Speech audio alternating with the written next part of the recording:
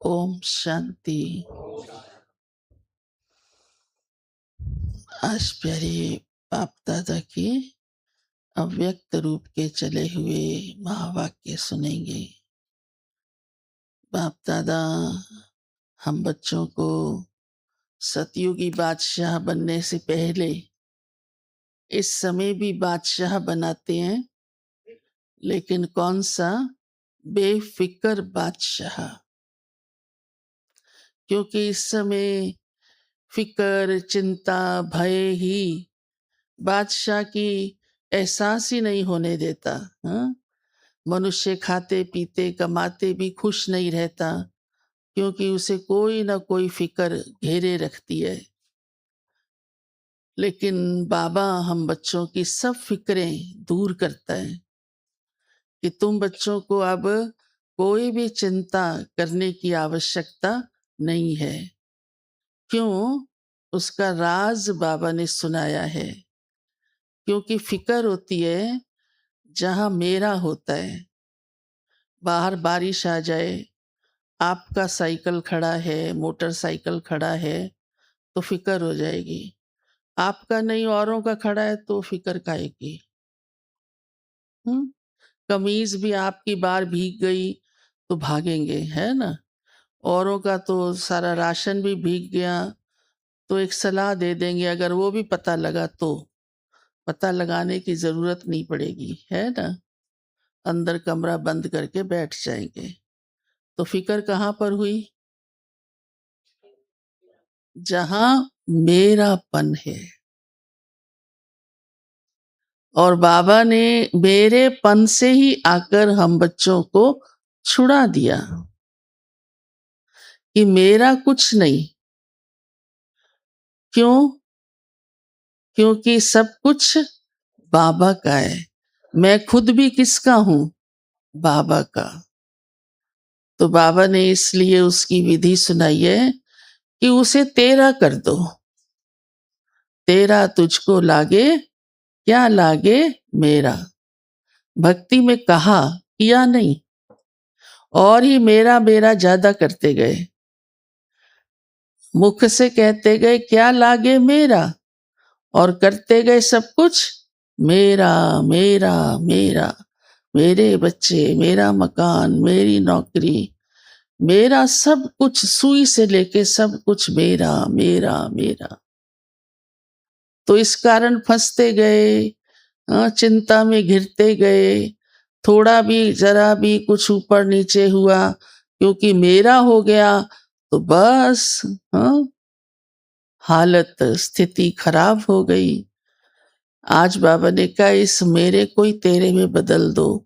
राजा जनक क्यों धर्मात्मा कहलाता था? क्योंकि उसने यही ही किया। उसकी तो बहुत बड़ी कहानी आती है ना।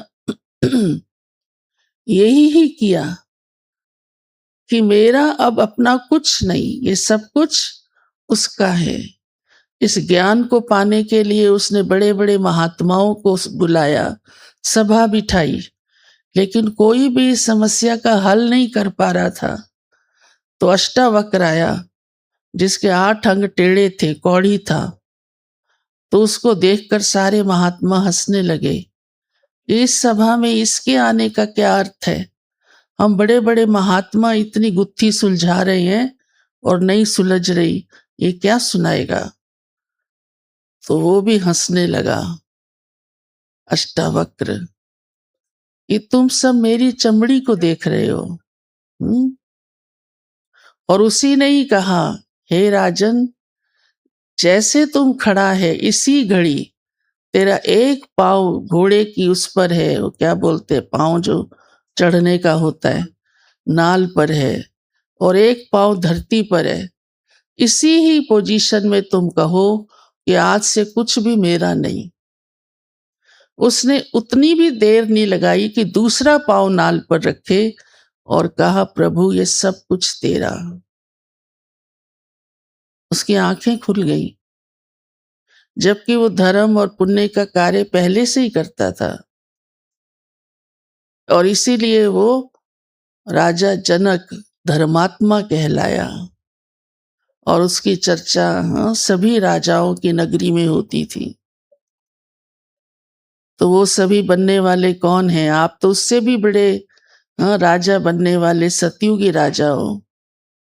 तो हमने अपना सब कुछ किसको अर्पण किया है? तेरा किसको किया? किसी मनुष्य को नहीं, शिव बाबा को, डायरेक्ट प्रभु को, भगवान को। तो जब इतनी बड़ी हस्ती को आप तेरा कहोगे तो वो क्या करेगा?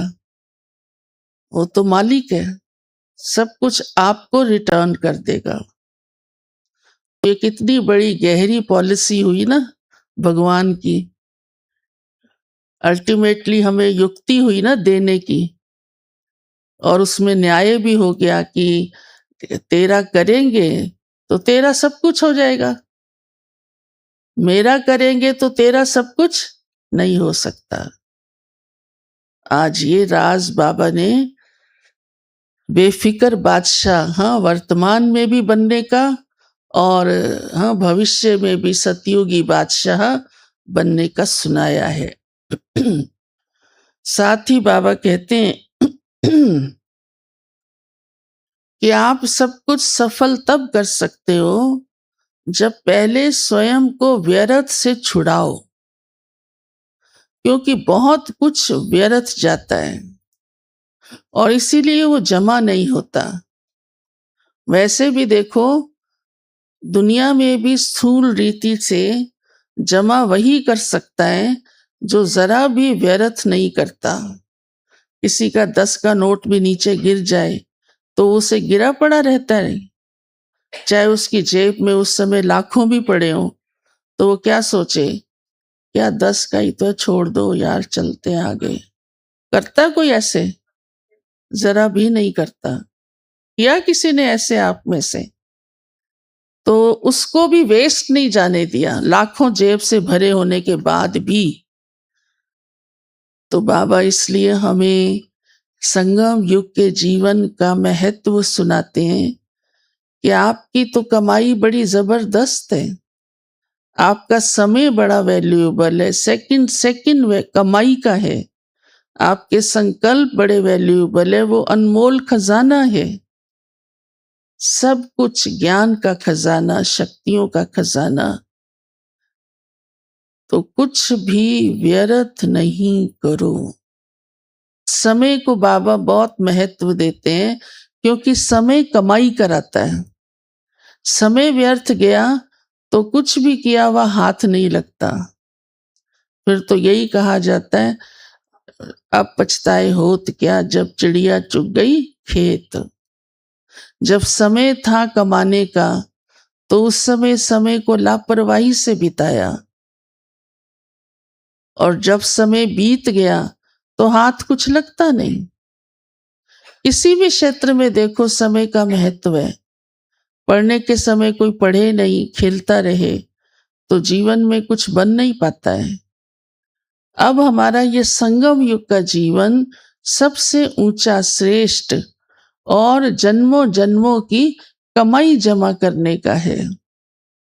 तो अभी ही हम जितना सफल करना चाहें उतना हम अपना सफल कर सकते हैं, ईश्वरीय कार्य में लगा सकते हैं, और वही जमा होगा।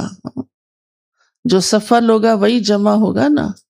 इसीलिए तो धरती पर पड़ा हुआ उठा लेते हैं, यहाँ जमा नहीं होगा, व्यर्थ चला जाएगा।